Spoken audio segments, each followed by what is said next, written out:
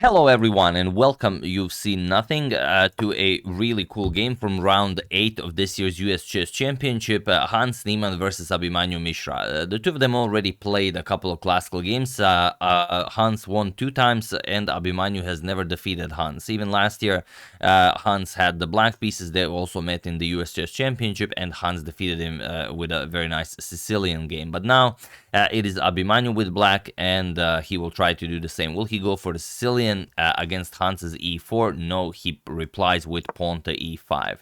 And also, one thing that I thought was very interesting is that we could say that every chess player wants to become world champion. Some maybe have already given up on that because maybe they're too old and they don't have such ambitions. But both Hans and Abhimanyu stated publicly that they would very much love to become world classical champion. And Abhimanyu even said that he will be the youngest player ever to achieve this incredible feat. So yeah, I mean, when players with such high ambitions meet, it's always an interesting game.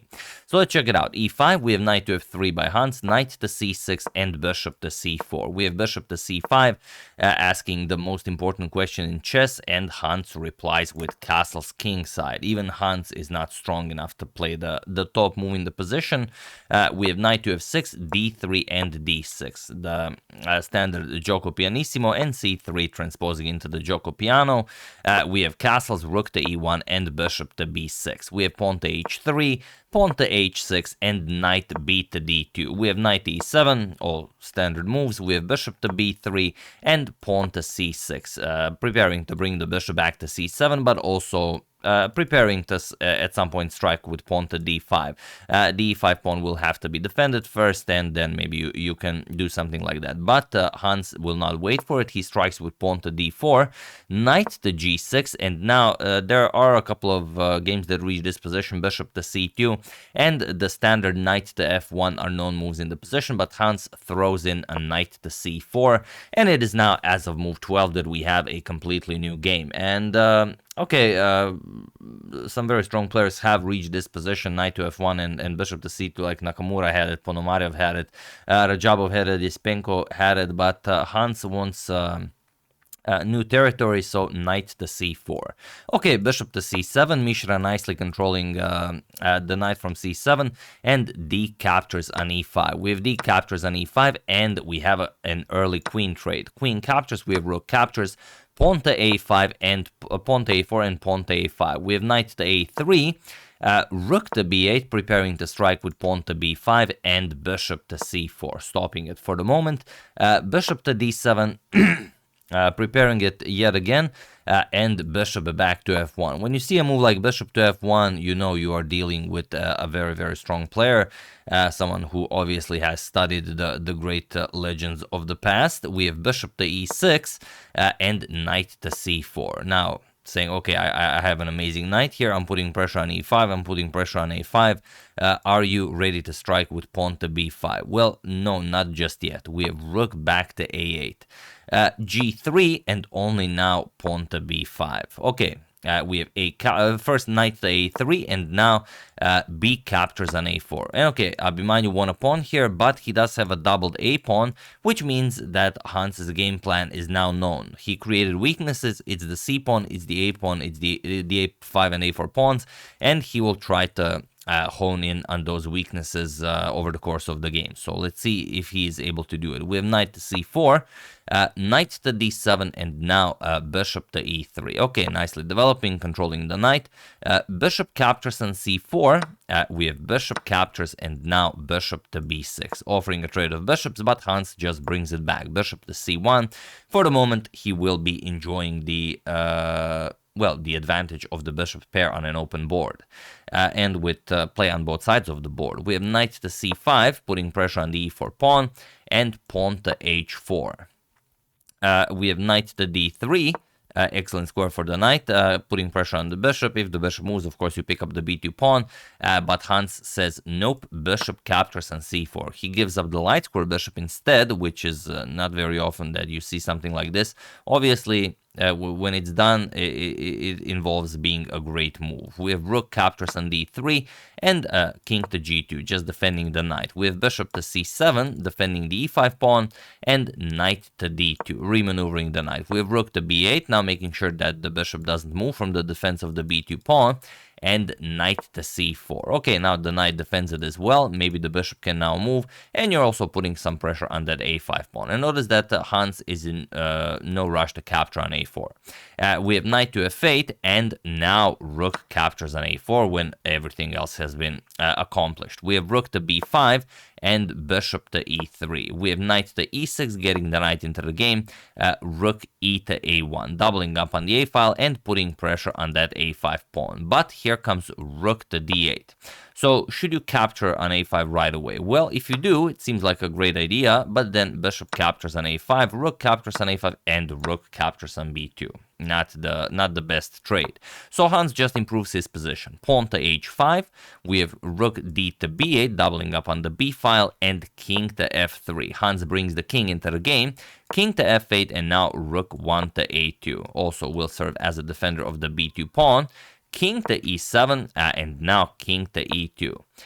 There also could be some maybe possibility of the king coming to g5 if the bishop ever moves, but okay, it's a long way from that. We have knight to c5 and bishop captures on c5. Hans gives up the bishop, and it seems that if the rooks get traded off, it will be a knight versus bishop, which is very interesting as, well, like I said, plays on both sides of the board. Rook captures on c5, we have king to d3, and now Abhimanyu, as the bishop is no longer present, king to f6. The king is now coming to g5 and will capture on h5. We have king to c2, king to g5, and knight captures on a5 finally.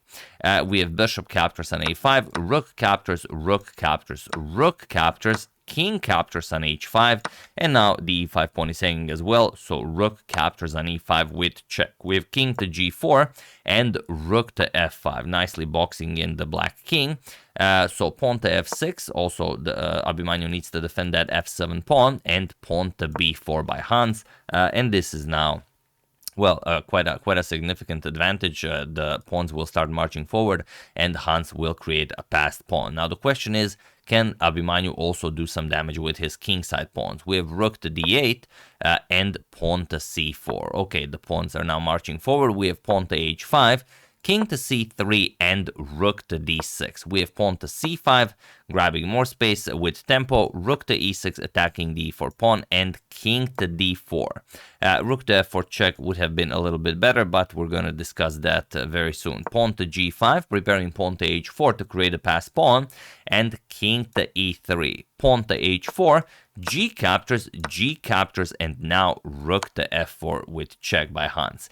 Now here, a slight improvement in, well, not just in the move order, because we will not be having this position, is pawn to f3 check. Point being that the king cannot go up the board. You will have to go down the board, and now you play rook to f4 with check. And now it's very much different, because now if the pawn marches forward, then you have a check, forcing the black king, as you cannot go to f2, forcing the black king to the h file in front of your passed pawn, and that's it. The black king will never leave this tomb. This is an easily winning game for white. But Hans did not play f3. He played rook to f4 check, and now Abhimanyu doesn't have to go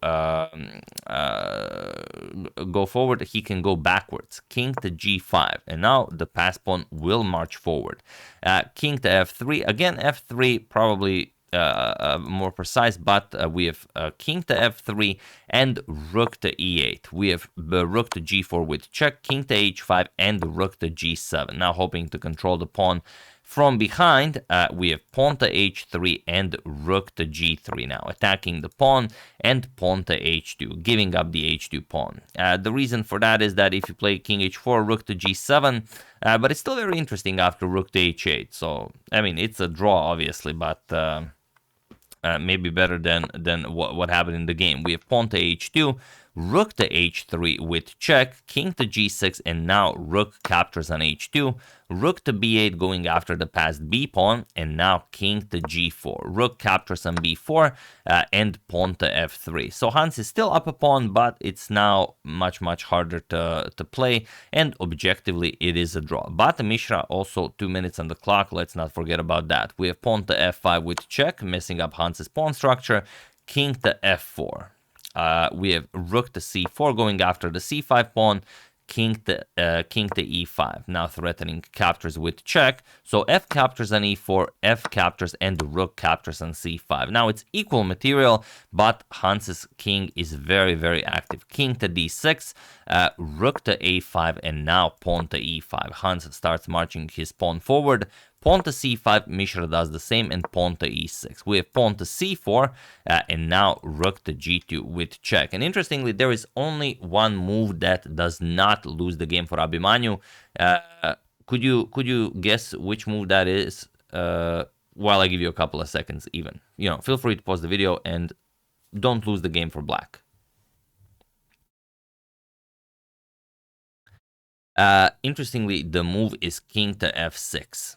Abhimanyu did not play it. Abhimanyu played king to f5. And the reason why king to f6 is so great, and no doubt you guys found this as you are, very strong and comfortable, I hope, is that after pawn to e7, you have rook a6 check, and now you either move and then the pawn is captured, or, well, what else can you do? If you go here, then you can also check the king. You can capture the pawn that way, or you can just continue checking the white king. So it's just a draw.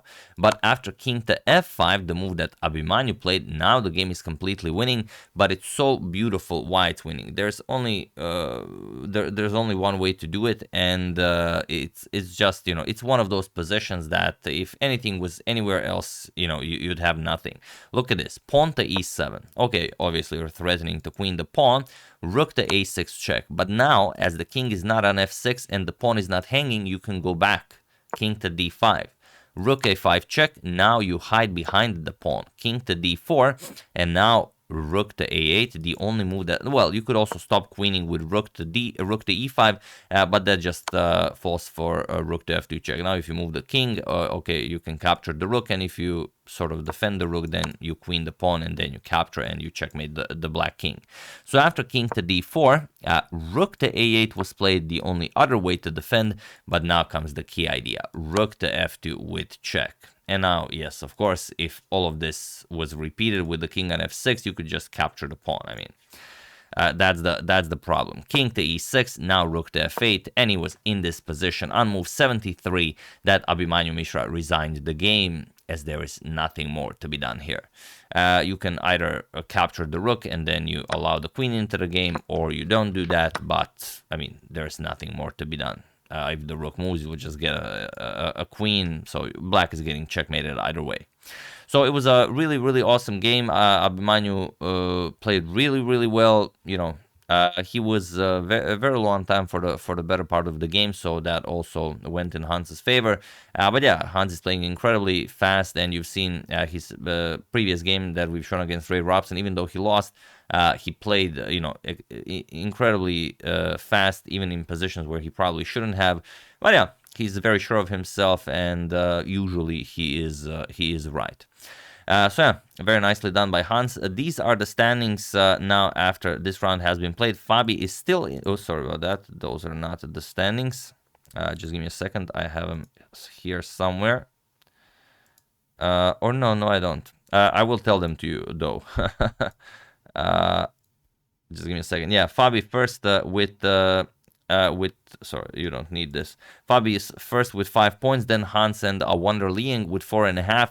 With 4 points, Levon Arinan, Ray Robson, and Sam Sevian. Wesley So, Sam Shankland with 3.5. Lanier Dominguez with 3. Grigori Oparin with 2.5. Abhimanyu Mishra with 1.5 points. And of course, Christopher Yu not in the tournament anymore. But yeah, very nicely done by Hans. And a lot of you have been requesting some games by Carissa Yip, as she is just dominating the women's section of the US Chess Championship. She's currently on 8 out of 8 which is, I mean, absolutely incredible. And if she goes 100%, then she gets an additional $64,000, which is the sort of the Bobby Fischer prize. If you can achieve a victory with a Fischer score, which means, you know, just winning all of the games, then Rex Sinfield awards you an additional. I think he, of course, is sponsoring that additional $64,000, as there are 64 squares on the chessboard. So yeah, definitely will cover some of her games. I could even make a video where I go over all of the games. You know, don't want to jinx it. So if something happens, very much looking forward to actually seeing someone win the Bobby Fischer prize. But yeah, we're definitely going to cover some games, so stay tuned for that as well. So yeah, hope you enjoyed it. Very nicely done by Hans. As usual, maybe next year it will be Abhimanyu's game, but this was Hans's. I would like to thank Ivan Sterling, Jost van Werd, Giampolo Londono, BulletChessThriller.com, and E4Killa for your contribution to my channel. Thank you a lot. I really appreciate it. As usual, you can check 2 of my previous videos here. Thank you for watching, and I will see you soon, continuing to check upon your wonderful suggestions and whatever else happens in the chess world. Thank you all. I will see you soon, and have an excellent rest of your day.